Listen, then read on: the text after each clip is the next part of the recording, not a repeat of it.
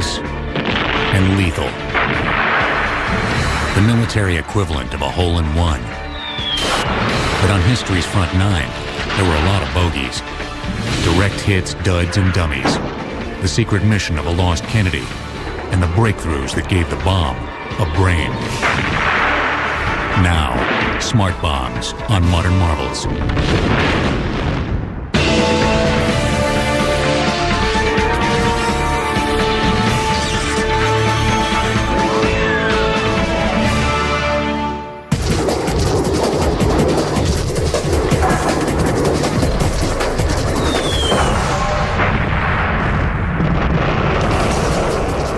They streak to the spot of a laser, the crosshairs of a camera, or the pinpoint of GPS coordinates. To strike the right spot at the optimum altitude and angle. In some cases, spread the explosive energy in the right direction, and in some cases even do that in a three-dimensional sense. It hits a place not only at the right point on the ground, but buries underneath the ground in just the right place. Typically, smart bombs have no propulsion systems of their own, but are steered in free fall by winglets. The Tomahawk cruise missile, one of the workhorses of the Iraq War, also uses GPS guidance and television imagery. But its jet engine makes it a missile, not a smart bomb. There's one other critical difference. Cruise missiles cost at least $500,000 each. A smart bomb, as little as $20,000. Smart bombs seemed to burst on the scene amid enormous hype during the two wars with Iraq. But long before the bandwagon of the 1990s, there were smart bombs. In 1919, Charles Kettering, one of the fathers of precision guidance, had this to say about his brainchild. What is regarded as one of the most destructive weapons invented during the war has been placed in the secret archives of the War Department at Washington. There to remain, it is hoped, even by the inventor, for all times. Dire words to describe a flimsy biplane whose first flight ended miserably. But this was the world's first smart bomb.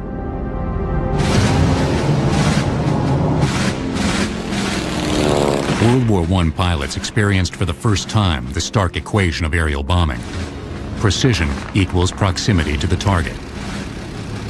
But the closer you get to the enemy, the better your chances of getting shot out of the sky.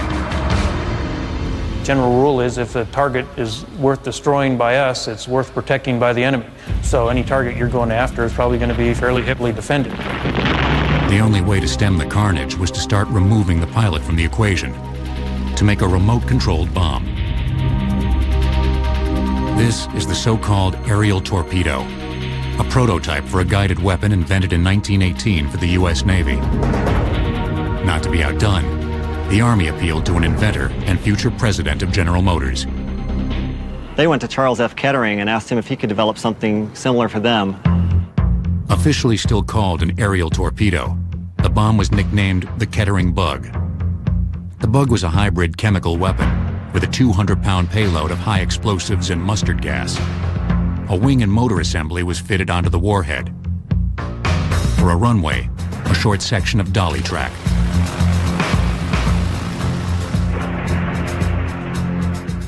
After its first crashes, Kettering's Bug finally flew. The fluttering you see is caused by continuous steering input from gyroscopic stabilizers. Range was controlled by an odometer that counted propeller revolutions. When it reached a preset distance, up to 75 miles, the ignition was killed and the bomb dove. But there were a great many bugs in Kettering's Bug, which was unreliable in testing and deployed too late for combat. Still, in great secrecy, work continued on guided bombs. As two wings gave way to one, in early December 1941, a new kind of flying bomb was tested. Its first flight, as sorry as the Kettering Bugs. But on December 8, 1941, one day after the Pearl Harbor attack, the so-called controllable bomb went airborne.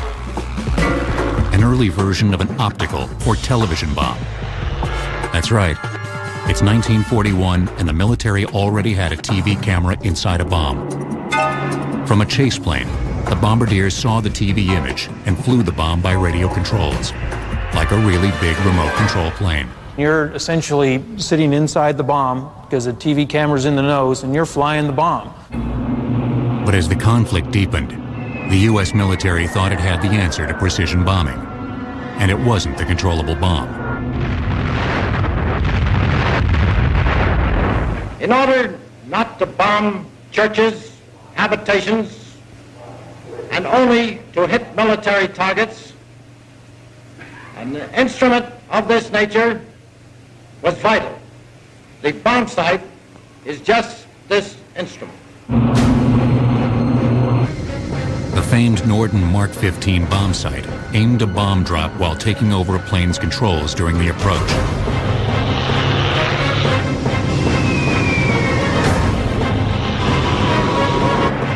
Call these dumb bombs, and you'll have to answer to a lot of B-17 bombardiers.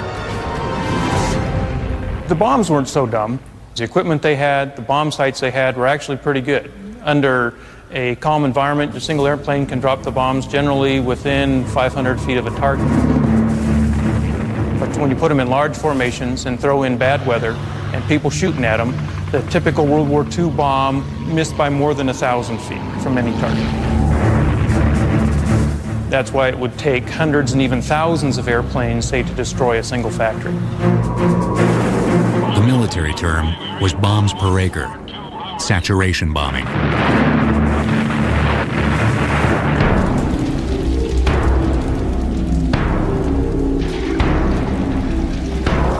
The ghastly contest of attrition by saturation bombing was the way of the war. But each of the great powers also dabbled in precision-guided weapons.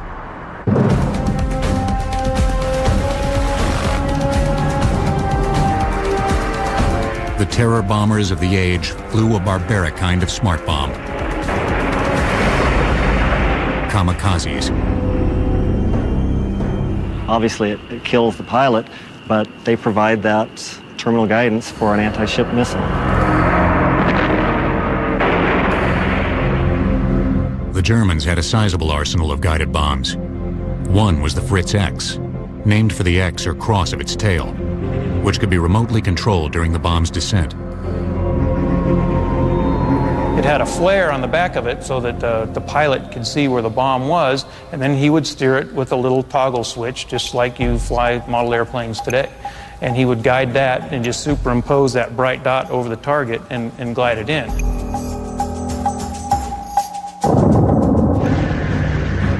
Another German smart bomb was the Henschel 293, a glide bomb able to fly great distances as the bombardier sighted its flare into the target.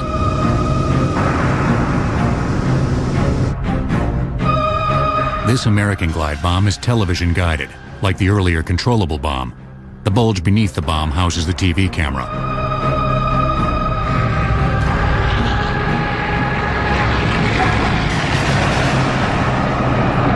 The shallow angle of attack was another advantage to the glide bomb. It skipped the ground until it found the target.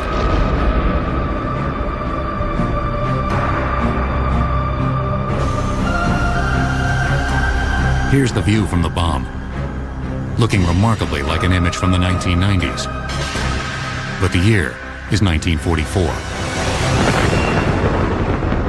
The German V-2 rocket lit a fire under yet another smart bomb project, one that involved the first son of an ill-starred American family.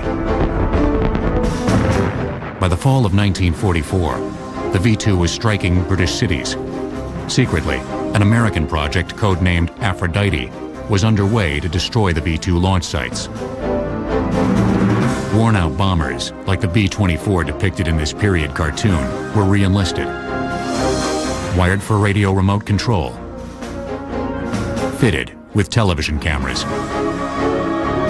The plane was then loaded up with explosives to make the equivalent of a 20,000-pound bomb.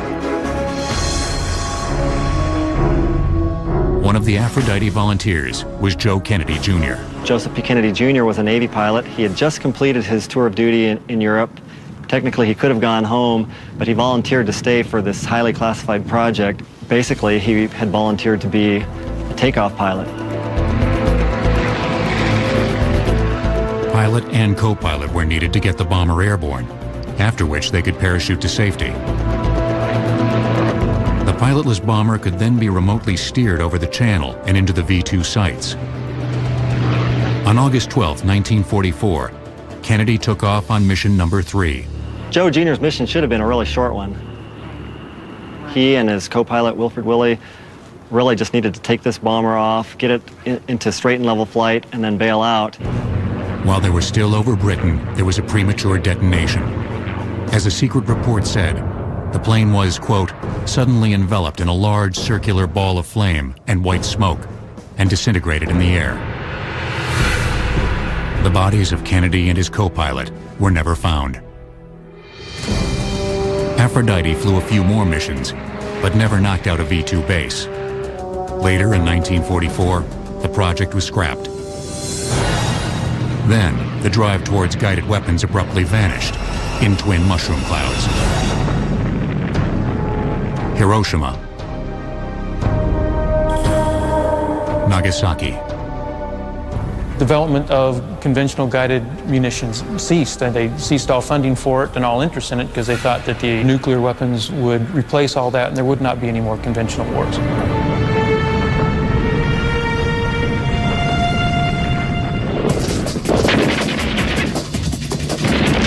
But the history of warfare was about to take a few unexpected detours through places like Korea and Vietnam, places where you could never drop a nuke because of the political fallout, but where you could sure use a bomb precisely guided by a laser beam.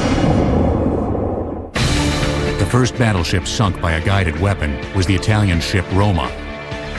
On September 9, 1943, as she was attempting to defect to the Allies, the Roma was struck by 2 Fritz X bombs and blown in half. Smart bombs will return on Modern Marvels. Bombs away over North Korea. Or rather, bomb away. Because in theory you just needed one. The bright red bridge killer, called a Tarzan, all 13,000 pounds worth. The Tarzan was so big that a B-29 could only hold one bomb, and even to hold one, it had to have a modified bomb bay where it was half exposed. What's in a name? In the case of Tarzan, it's a resume of guided weapons since World War II. The first precision weapon or radio-controlled weapon that was produced in real quantity during World War II was the Azon, which was an acronym for azimuth only. Azimuth means horizontal. An Azon could only be steered left and right. Late in the war, distance or range control was achieved. This new class of guided bombs were called Razons, for range and azimuth only control. Finally, there was the Tall Boy, or British oversized bomb, the bunker buster of its day. Tarzan stood for Tall Boy Range and Azimuth Only Bomb. The knockout punch of a Tall Boy combined with the pinpoint control of the Razon. The maneuver capability of that weapon was on the order of about 1,000 feet left or right, and probably about 1,000 feet long or short of where it would hit if you had put no guidance into it at all. Like the guided bombs of World War II, a flare ignited as the Tarzan fell. The bombardier used a joystick to keep the flare superimposed over the target. But there was a problem with Tarzans and other Korean-era guided bombs. The boys in the planes just didn't like them. Air crews really were not enthusiastic about the early precision-guided munitions. It made them fly a very predictable flight path or bomb run. The predictability came from maintaining a straight course while the bomb was guided toward its target, making the plane a sitting duck for anti-aircraft fire or enemy fighters.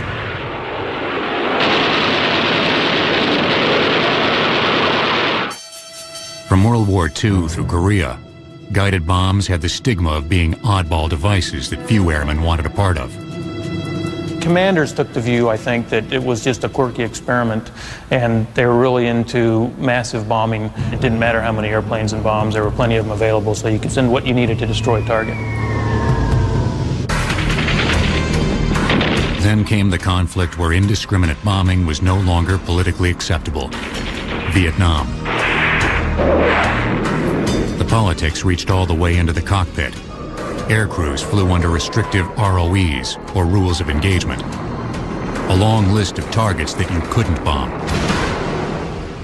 Contrary to what you would read in the press, we were very careful of how we hit our targets. We took pride in the fact that we could accomplish our mission exactly as we were told to, and we were very careful to make sure that we hit our targets specifically what we were supposed to hit. But politics wasn't on the minds of the men devising the next generation of smart bombs. They just wanted to make a weapon that really worked and didn't endanger the pilot. A World War II ace, Korea jet pilot, and Air Force acquisitions officer named Joe Davis spark-plugged the project. Well, I was in World War II. There was a lot of bombing done. We had to bomb with many, many airplanes to destroy the target.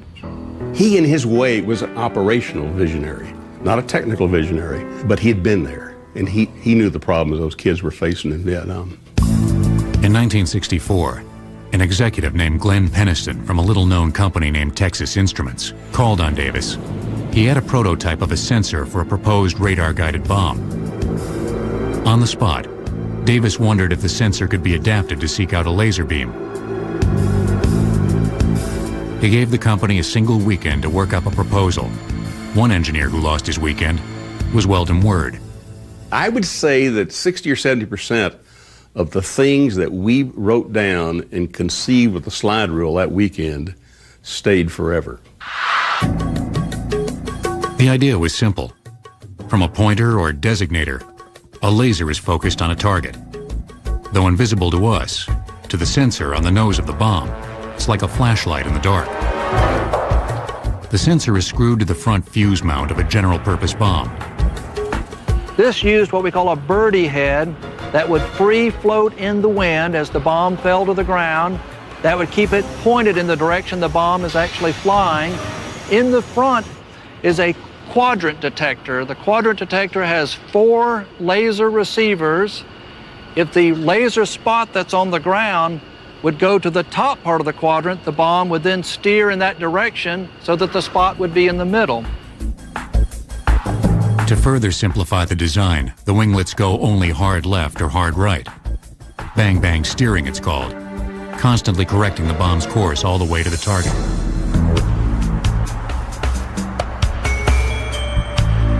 This footage from 1968 is of an advanced test. Laser-guided bombs had already been proven accurate against stationary targets.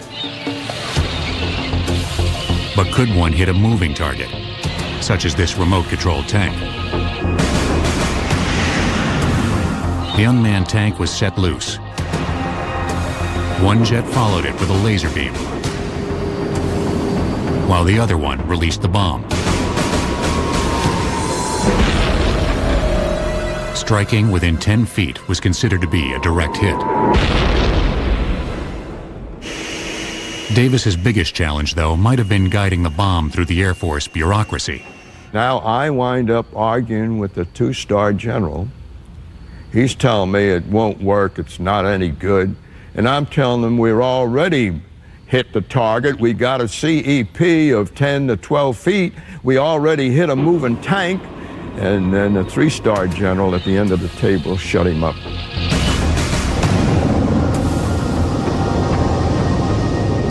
By 1968, the $3,000 weapon was deployed in Vietnam. This time, the air crews approved. We use them primarily against pinpoint targets. Laser bombs were perfect for pinpoint targets, such as targets like gun emplacements, AAA. We use them against like bulldozers even, or we'd try to pick the exact point we'd want to cut a road to stop traffic from flowing. Air crews called them Zots, a name borrowed from Flash Gordon. Zot vanished, but one other nickname stuck. I heard the term smart bomb when I was in that squadron. We used to call them smart bombs, and the unguided bombs were called dumb bombs.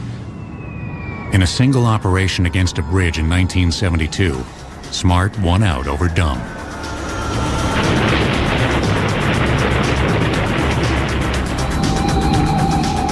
This was one of the deadliest airspaces of the Vietnam War. Above the so-called Dragon's Jaw, the Tan Hoa Bridge over the Song Ma River.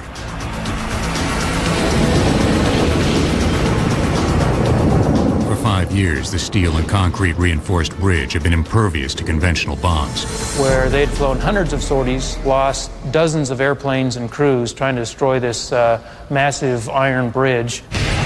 Aircraft strike after aircraft strike went into the area and dropped their dumb bombs. Unfortunately, most of these bombs drifted in the wind and missed the target. So there were craters all around the area of the bridge, but the bridge was still standing. In May 1972, 8 planes were sent against the bridge. 4 planes trained lasers on the target, while the other 4 released their bombs. 4 direct hits, and the Dragon's Jaw had taken a knockout punch.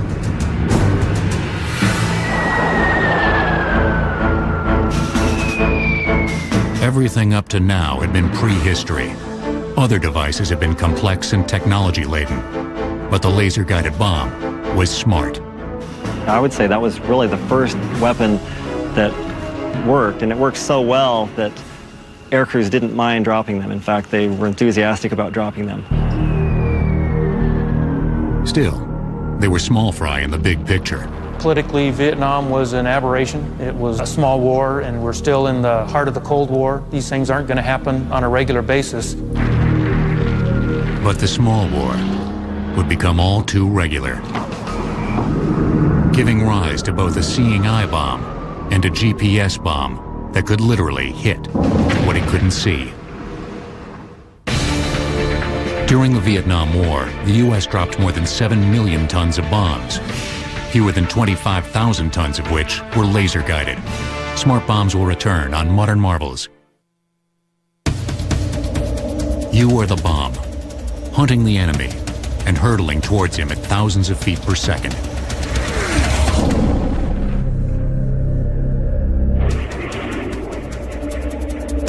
That's the unnerving image you get from an electro-optical bomb. Optical bombs were a 1960s update of the old TV bombs of World War II. A camera's in the nose, but the pilot doesn't need to manually steer the bomb in. He just clicks on the part of the screen he wants to hit. The bomb itself can lock on to a portion of that TV image and then steer itself to that precise point. Or, as pilots call it, fire and forget.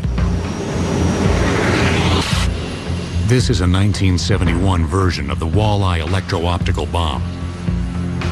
They cost $35,000 each, and like your camera, had a lens cap you had to remember to remove.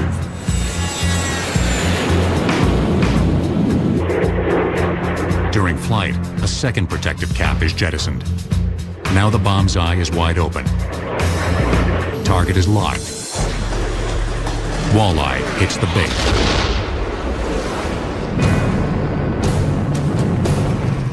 Throughout the Cold War, smart bombs were overshadowed by nuclear weapons. Then in 1990, the Soviet Union ceased to be. Gone too was the prime reason for all those thousands of nukes. MAD, or mutually assured destruction. 1 year later, a new generation of superweapons was ready for their primetime debut. Of course, Desert Storm was a media event in a lot of cases. I mean, you'd get a lot of footage from Vietnam and see those things, but it would be events that happened weeks ago. During Desert Storm, you're getting things that happened last night. During the 30 days of aerial bombardment, all the talk was of smart bombs. Oh, that building is gone. Gun camera footage from electro-optical weapons put TV viewers inside the bomb. Laser-guided bombs were even more accurate, striking an average of 3 meters away from the crosshairs. The word plink entered the vocabulary, as in tank plinking, where smart bombs destroyed enemy vehicles. Another euphemism, collateral damage, gained currency. The number of civilians or collateral dead and injured were fewer than the saturation bombing campaigns of previous wars. But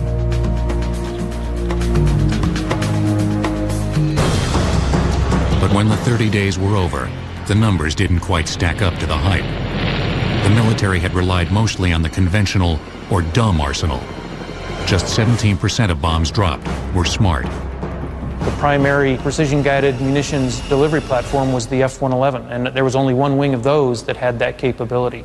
So you're still looking at a limited force to be able to deliver them, but they were able to destroy a disproportionate number of targets because of the precision guidance that they had. One thing the Desert Storm proved was what smart bombs couldn't do. Laser-guided bombs were only effective in almost perfect conditions. The laser-guided bombs, of course, require a laser beam to go all the way from the airplane to the target. That requires it to be line of sight. Clouds or even battlefield smoke could disrupt line of sight, disabling the lasers. Electro-optical bombs could dive beneath the clouds or smoke to reveal a target, but they were useless at night. General Merrill McPeak, for one, saw an urgent need for a new kind of smart bomb. In this handwritten note, the Air Force Chief of Staff groped for a solution. And he just wrote a note that said, I need an all-weather precision-guided munition. And there was a question on it that maybe it would be radar-guided. He didn't know what he wanted, but he knew he wanted something different from what he had. In a few short years, McPeak got what he wanted, and it wasn't radar, but GPS, Global Positioning System. The solution used the same GPS system that your rich cousin has in his Lexus and your rich uncle has in his yacht. It's a system that uses satellites to transmit your location on the face of the Earth in terms of latitude, longitude, and altitude. 4 satellites are used to determine a GPS location. Each satellite precisely computes its distance from a place in terms of how long it takes for a radio signal to reach it. There's a single point in 3-dimensional space where the distances will intersect. That's the GPS location. The new satellite-guided bomb was named JDAM. JDAM stands for Joint Direct Attack Munition. Joint means that it's used by more than one service. In this case, it's used by the Air Force, the Navy, and the Marine Corps. And direct attack means it's really a short-range munition. It's not a long-range powered missile. A JDAM is usually dropped within 15 miles of a target. GPS tells the bomb where it is and where it's going. How it actually gets there is the job of its guidance system, called inertial navigation, which tracks the movement of the bomb through space. This inertial navigation system can sense when it moves up, when it moves down, when it rotates, and every time it moves in any direction, it tells the computer what direction and how much it moved. So if it knows where it started, anytime it moves, it can tell you where it is now. Inertial navigation by itself is reasonably accurate. With GPS assist, it's precise. The inertial navigation system is a precise clock. The GPS is used to calibrate the clock over and over again to keep it as precise as possible. They did grossly undershoot one target, that of cost. The original cost ceiling was set at $40,000. The actual production figure was half that. One of the main advantages of JDAM is that it's a very low-cost weapon. So you don't have to worry about spending $1 million on a silver bullet. It's $20,000 each, and the Air Force and the Navy know that they can use a lot of them if they need to.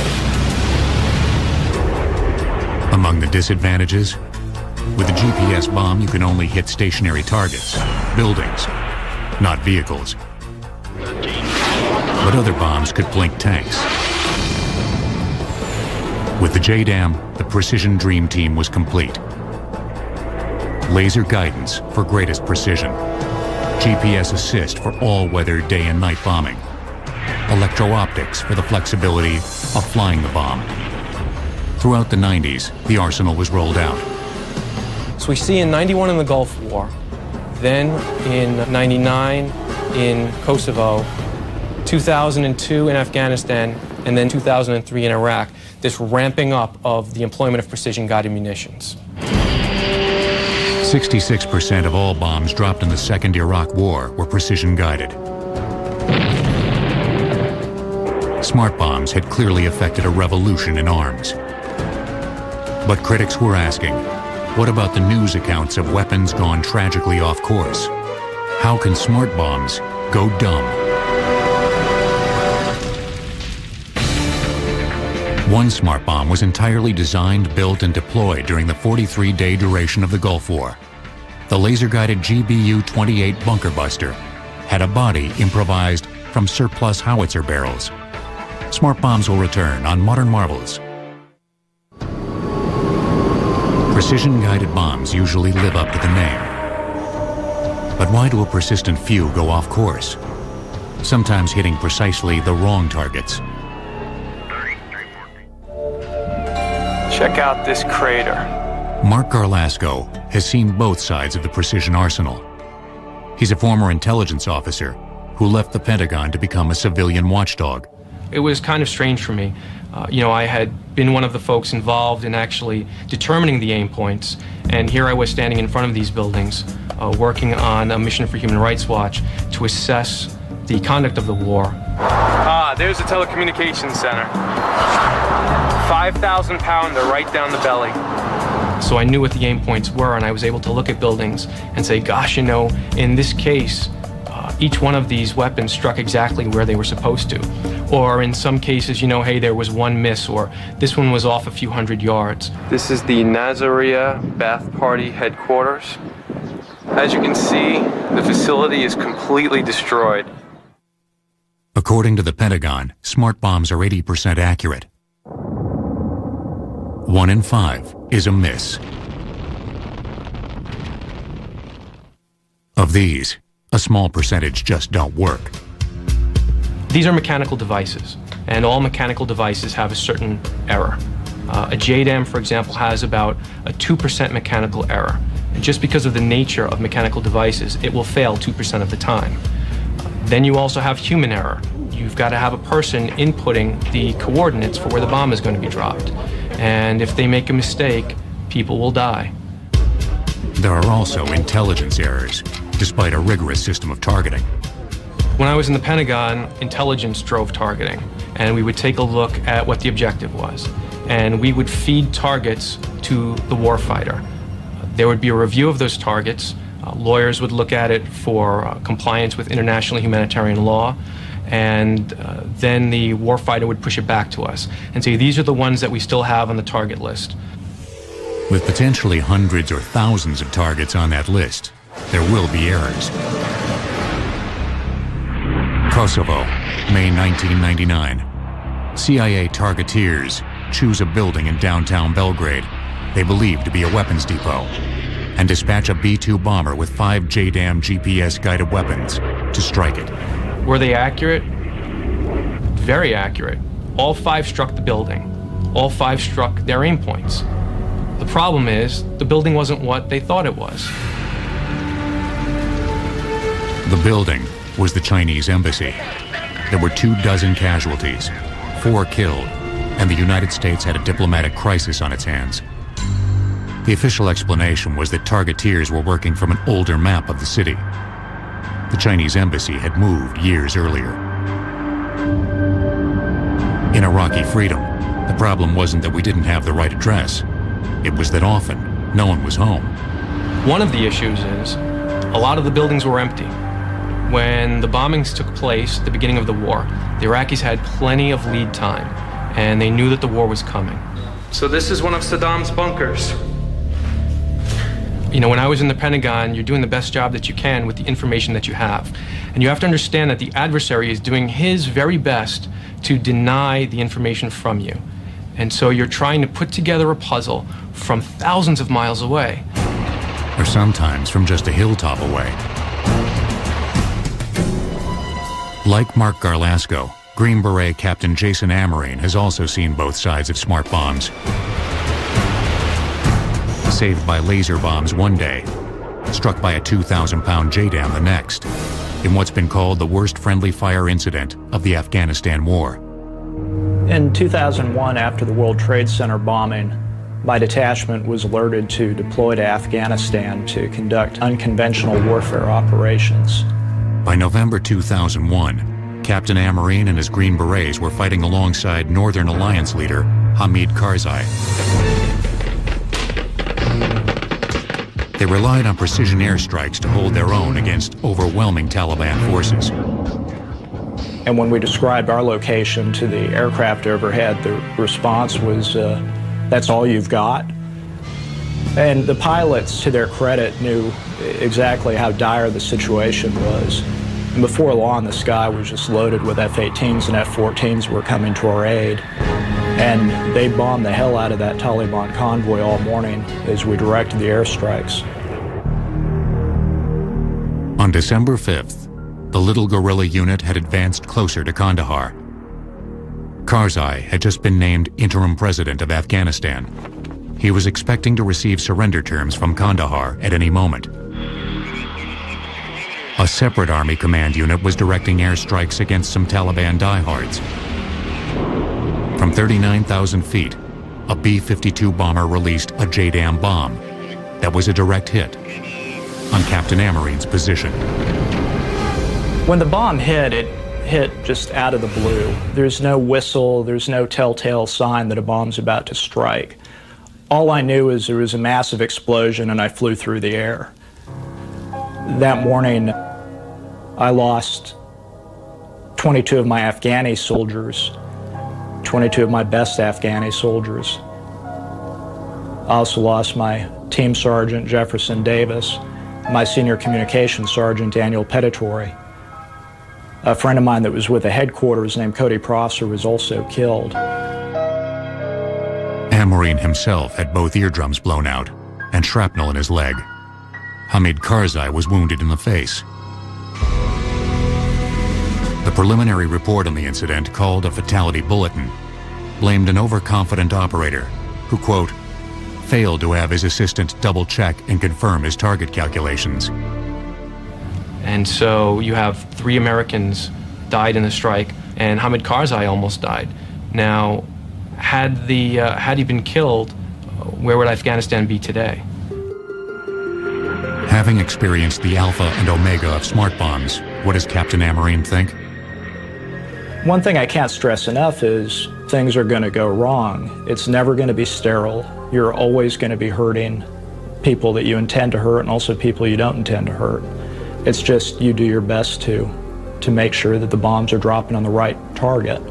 Warheads on foreheads, as a friend of mine would say. The 80% of direct hits means the technology works. The occasional accidents remind us that war will never really be surgical.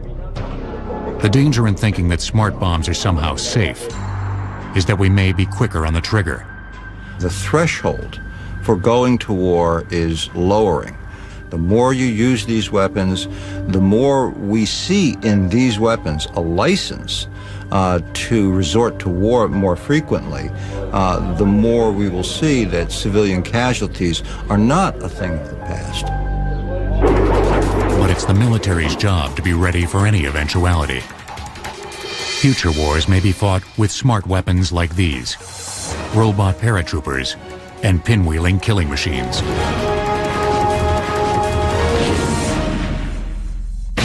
The average time for choosing and approving smart bomb targets in Desert Storm was 72 hours. By Operation Iraqi Freedom, the average was only a fraction of that and could be done in as little as 12 minutes. Smart bombs will return on Modern Marvels.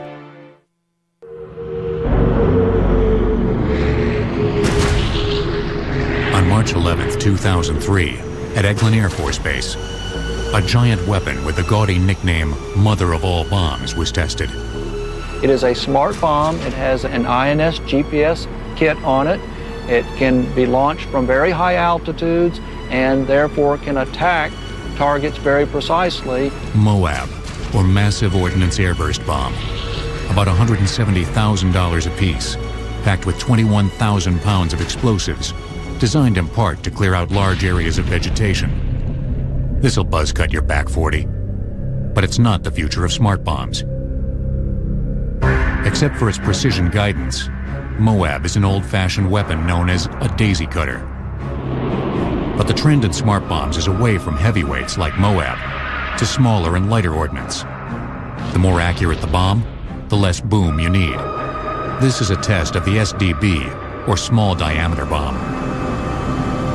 The $100,000 plus bomb is actually a mini bunker buster. Like its big brothers, it's guided by GPS and can penetrate more than 6 feet of reinforced concrete. But the SDB's warhead weighs a mere 50 pounds. Even non-explosive dummy bombs, once only used for practice, have been dropped on the enemy. Instead of high explosives inside the bombs, they used concrete to give it the same weight, and they allowed the accuracy of the paveway, the laser guidance, to actually take out the specific target without the explosion and without destroying anything surrounding the target.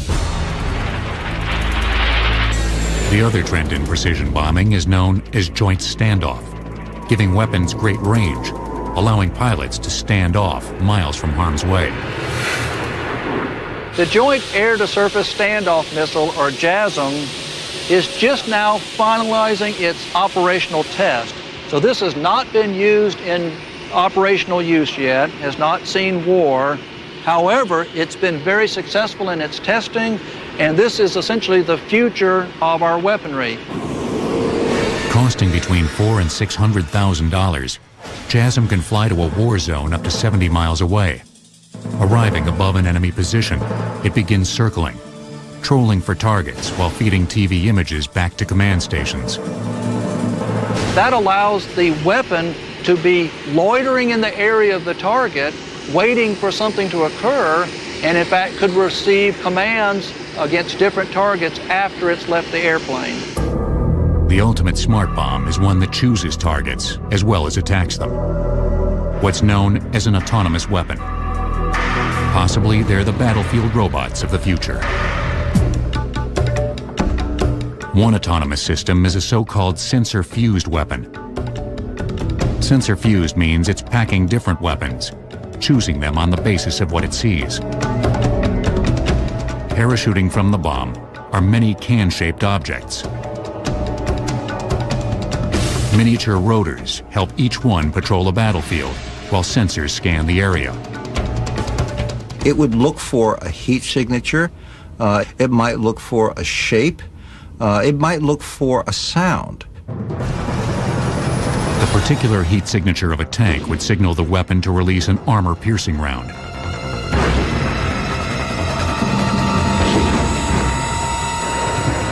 This is a live-fire test against tanks of the $300,000 plus weapon. For human targets, it would choose to spray a lethal hail of bomblets. Autonomous and standoff weapons may finally fulfill the 85-year-old goal of precision weaponry: to remove the pilot from the bombing equation. With pilotless drones and autonomous weapons, the dogfight may one day go the way of the medieval joust. Pilots of my generation feel like that potentially we're the last generation that's going to be able to serve out a full career in frontline combat aircraft that are manned.